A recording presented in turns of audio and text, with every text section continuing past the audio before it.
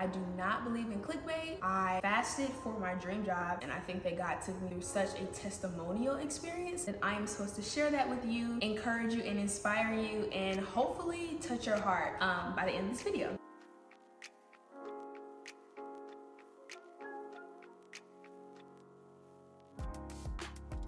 I know it's been a minute and I take nothing but all the fault, y'all, but when life be lifing and God tell you to take a step back, you don't have no choice but to listen to the man upstairs. So excited to finally be rolling back out content. A lot has happened since my first YouTube video dropping, but you guys still watch it, are still purchasing the ebook, are still getting the Daniel's Fast how-to guide, and I am so appreciative of all of your support. So welcome back to my channel. If you are new here, my name is Nikole, founder of Clean Living with Cole, and this is my channel where we talk about all things faith, food, and wellness. This page is all about centering God in the way we think about food and how we live out our lifestyles when it comes to wellness and well-being, as well as how we grow in our faith. So I wanted to do a series all about my graduate school experience because your girl has a master's. I really rock on any block. Yes, a master's. I started grad school in August of 2021 and officially graduated in May of 2023. So there will be a series that talks about my graduate school experience, the job that I have currently, and I'm telling you, I will show you how God has been in the midst of everything. So let's get into it. So we are breaking it up in 2 parts. And at the end of the first video, please drop any questions or comments or anything that you want me to address in the second video. Now this is quite different from the fast that I did earlier in the year called the Daniel's Fast. So I have about 5 things I want to touch on. First, why I decided to fast in the first place, how I decided what fast I wanted to do, the actual process of the fast, what I learned, some takeaways, what God revealed to me during the fast, and the 5th, girl, what's your job? So make sure you watch all of this, okay?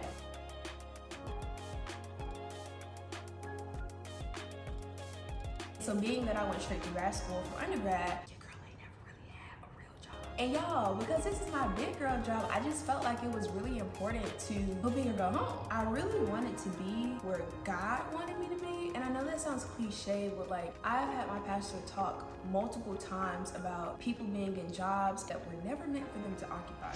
And the last thing I wanted was a job that did not have my name on it and was not meant for me. Because you gotta think about it. Oftentimes, when you occupy spaces that were never meant for you, you end up going through trials and tribulations that were never meant for you to fight, but you took on an opportunity that God never intended for you to do so. And I'm not saying that you don't endure issues at work. What I'm saying is when you're in a place where it feels right, where you know God has you there for a purpose, the way you go about doing that job is just completely different. And you're in alignment with what he has for you. And so the pieces just fit together the way they're supposed to. So I graduated grad school with a master's in health administration. Woo-hoo. And typically folks who get my degree either go into a regular position within the healthcare field or consulting, or they go the fellowship route. And I chose to go the fellowship route. The fellowship process is a very selective process. Now, some folks who apply to fellowships follow this unwritten rule of thumb, which is to apply to at least 10 places. Sydney did not do that. I do not believe in wasting my time, and I am a huge advocate for making sure that I'm a part of an organization that not only aligns with who I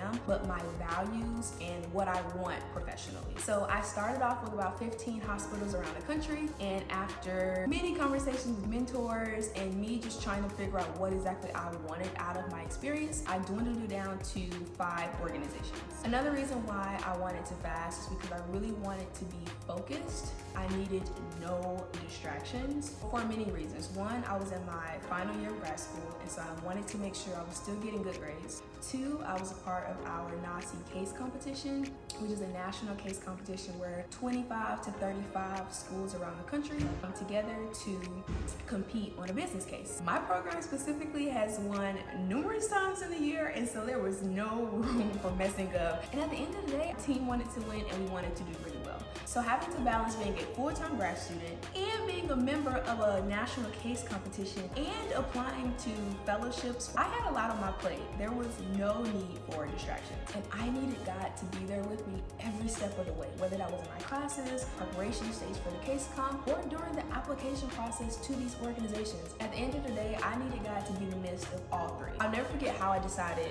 I was going to fast. It was 4 days before my first application was due, and this is before I started to learn how God spoke to me. And I just heard this thought say, like, how bad do you want it? So I'm on the phone with a friend, out of nowhere, the word fast just came to mind. And I'm just thinking, like, what? I'm confused. I start Googling different types of fast. And I'll save this for the next part, but at the bottom of that website, it said, the greater the sacrifice, the greater the reward. At the end of the day, you don't fast without purpose. I just felt it really strong in my heart that I needed God to be in the midst with me in this process.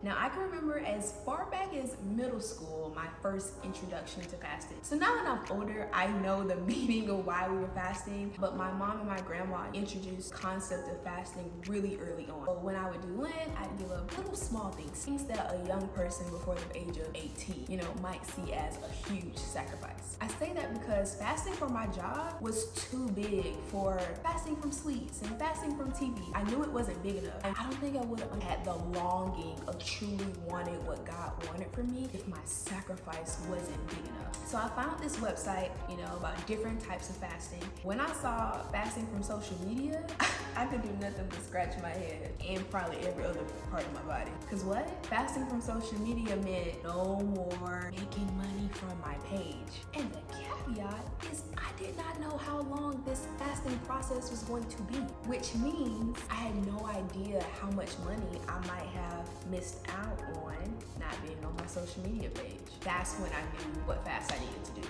At the bottom of that website, it said, the greater the sacrifice, the greater the reward. I had to sacrifice something huge to get something huge in return.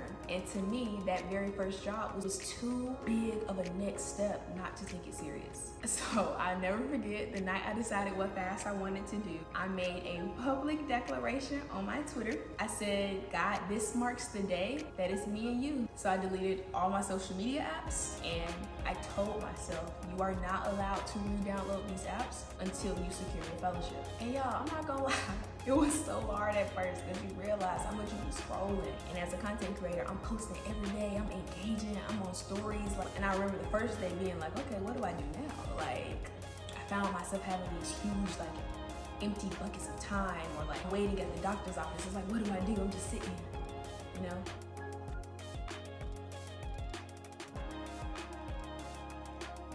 So first things first, and honestly, a piece of advice, I would not tell anyone. Now, let me take a step back. I told my mom and I told my grandma.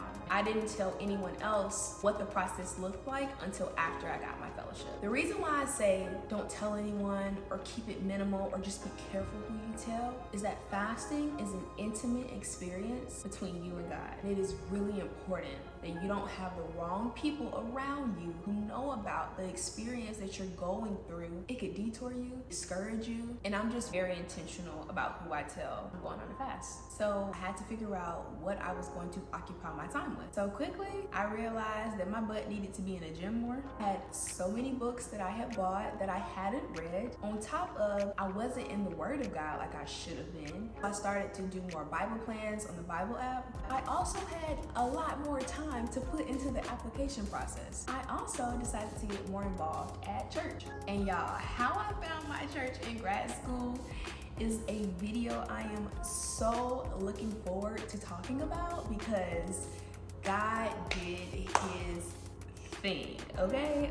Next thing I did was I decided to document my entire process. I wanted to look back on this experience and be like, yo, God, was I really thinking like that? Or yo, God, I did get that. God, you did do that. God, we did that. I wanted to be able to look back on this experience and not forget what it took to get on the other side, where I am now. And the next thing I did was I kept a prayer journal. And y'all, if y'all want a video on how I started my prayer journal and what it looks like, please tell me, because y'all, it has just been a wonderful experience in how I've grown closer to God and how I set aside time to have intimate time with him. So y'all, when I say I documented the process, literally documented the process. Every single time something happened, I wrote it down.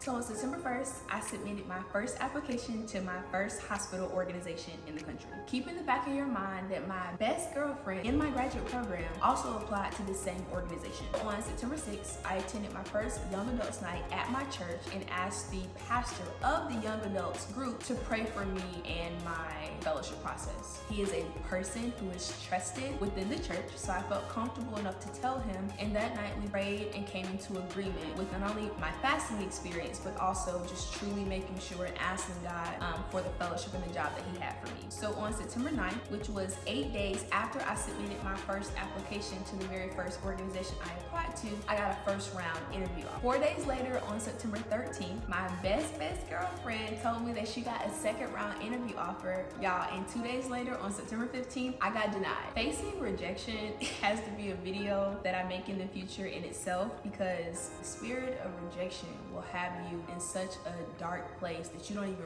realize that your faith is weaker than you think. The following day, on September 16th, I got my first round interview to the second organization that I applied to. So y'all, the confidence was boosted a little bit more. So don't forget, I was applying to 5 organizations. On September 18th, the Nazi case competition starts, and my best girlfriend, she is also on the same team as me. So it's me, her, and another one of my amazing friends from grad school going through this 3-week, very intense process together. 3 of us are applying for fellowships, but the 3 of us are full-time grad students. So 9 days after I submitted my second fellowship application, I got offered a first round interview. So this is on September 23rd. 4 days later, as I'm just dealing with a lot of emotions when it comes to just being rejected by that organization and not truly feeling like the process is going the way I thought it was, I had a long conversation with my grandma and my mom, and on 2 separate occasions on the same day, they both encouraged me using the story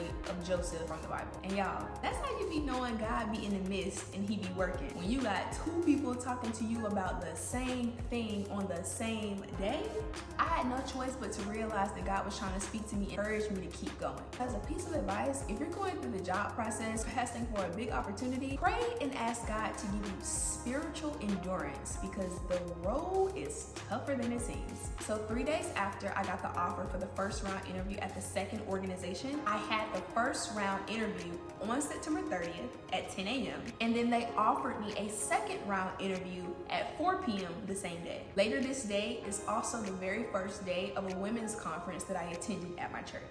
So like I said, I was trying to get more involved at church and show my face. On October 1st, which is the second day of that Women's Day conference, and my best girlfriend in my graduate program got offered a full-time position at the organization that we both applied for. What's so crazy is that the following day at church, the woman who preached that Sunday prayed for me to break away from the spirit of comparison from my friend. Whew, that's another video for another time. Because who would have thought that A, comparison is a spirit, B, the enemy was trying to tear me down and tell me lies about a friend that I know has always had my back, always had great intentions, and at the end of the day wants me to get a fellowship too. And I didn't realize that the rejection that I had experienced so far was actually causing me to become a little distant with my friend who did nothing but be an amazing candidate for an amazing organization. So 3 days later, after that Sunday on October 5th, I got a final round interview to that second organization that I applied to, and the following day I got a first round interview to the third organization that I applied to. A week later, on October 10th, my teammates and I flew out to New Orleans for the Nazi case competition. After we flew into New Orleans, we presented our first round presentations, made it to the semifinals, and later on that night found out that we made it to the final round. So we went from 1 of 28 to 1 of 5 to compete in the final round, which is just absolutely amazing. The following day, on October 12th, we presented our final round presentations, and then the next day on October 13th, I had to fly out to another state for a final round interview at that second organization. The next day, on October 14th, I flew back to New Orleans for our gala, where we found out that we won the Nazi case competition. The 27th annual Everett V. Fox student case competition, and winner of $5,000 per team member, the Ohio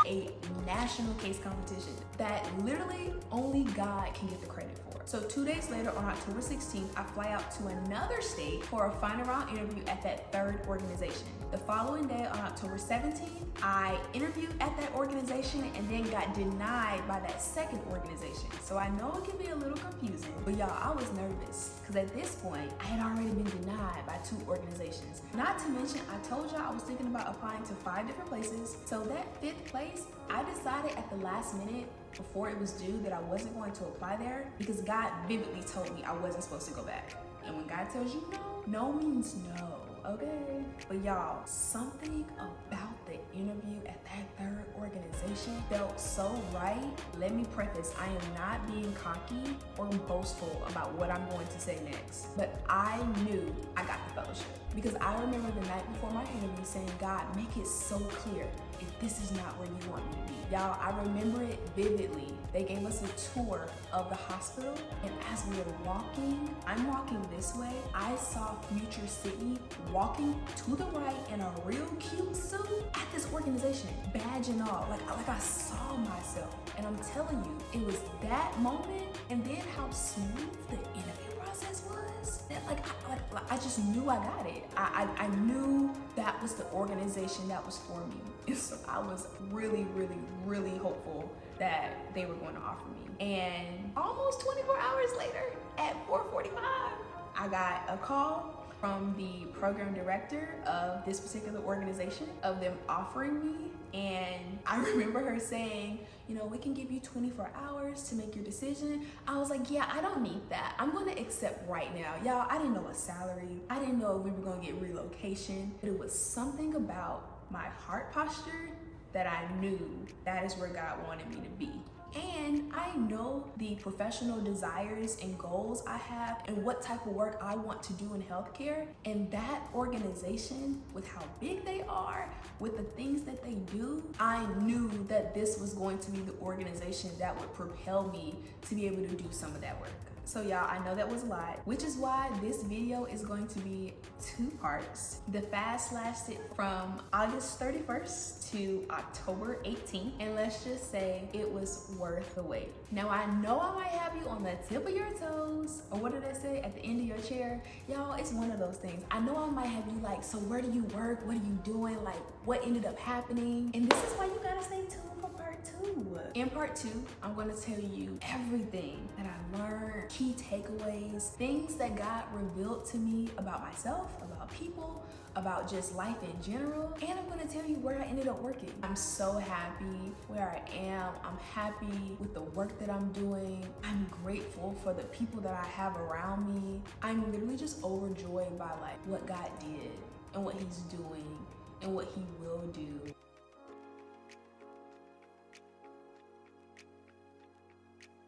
Y'all, this is about to be a journey of transformation. I'm just so thankful and excited for those who will come across this video. So yeah, stay tuned for part 2. It will be coming shortly after this video drops. If you have any questions, any comments, anything you want me to address in the second video, please drop them in the comment section below. Until next time, friends.